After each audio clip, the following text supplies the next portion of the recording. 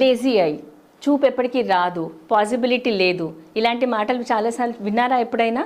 Specially పిల్లల్లో వచ్చినప్పుడు చూపు సమస్యలు వచ్చాయండి, అది మీకు రాకపోవచ్చు అని విన్నారా? ఒక చిన్న ఇన్సిడెంట్ చెప్తాను. హాయ్, నేను మీ డాక్టర్ కీర్తి భావన్లా, ఆఫ్థాల్మాలజిస్ట్ ఫ్రమ్ హైదరాబాద్.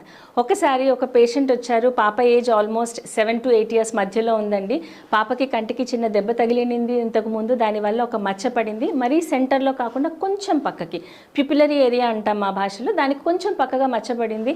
అమ్మాయికి ఇంకా చూపు రావడం కష్టం అనేసి చూపు రాదు అనుకున్నారు. కానీ ఆ పాపని చెకప్ చేసిన తర్వాత తెలిసింది ఆమెకి స్పెక్స్ వల్ల కానీ ఆర్ నార్మల్ కాంటాక్ట్ లెన్సెస్ వల్ల కాదు, రిజిడ్ గ్యాస్ పర్మియబుల్ లెన్సెస్ అని ఉన్నాయి, ఆర్ రిజిడ్ లెన్సెస్ అని సపరేట్ కైండ్ ఆఫ్ లెన్సెస్ ఉంటాయండి.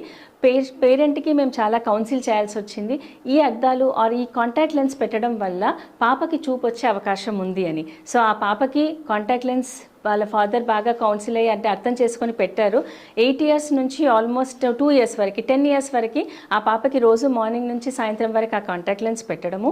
ఆ కాంటాక్ట్ లెన్స్ పెట్టినప్పుడు పక్కన అంటే నార్మల్గా కనిపించే కంటిని ప్లాస్టర్ వేసి ఈ కాంటాక్ట్ లెన్స్ పెట్టిన కన్నుతోటి 2 to 4 hours వరకు వాళ్ళ పేరెంట్స్ యాక్టివ్గా తనతో వర్క్ చేయించారు. అంటే అది ఫోన్ చూడడం అవ్వచ్చు, బొమ్మలు ఆడుకోవడం అవ్వచ్చు, టాయ్స్ అవ్వచ్చు, ల్యాప్టాప్ అవ్వచ్చు, టీవీ అవ్వచ్చు, ఏదైనా సరే ఆ కంటితో తన్ని ఎక్కువగా పని చేయించడం వల్ల ఆ అమ్మాయికి చూపు మంచిగా వచ్చింది. ఇప్పుడు ఆల్మోస్ట్ 14 years దాటింది ఆ పాపకి.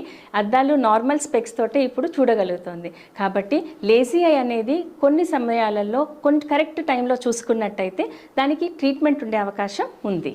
ఓకే అండి, బాయ్.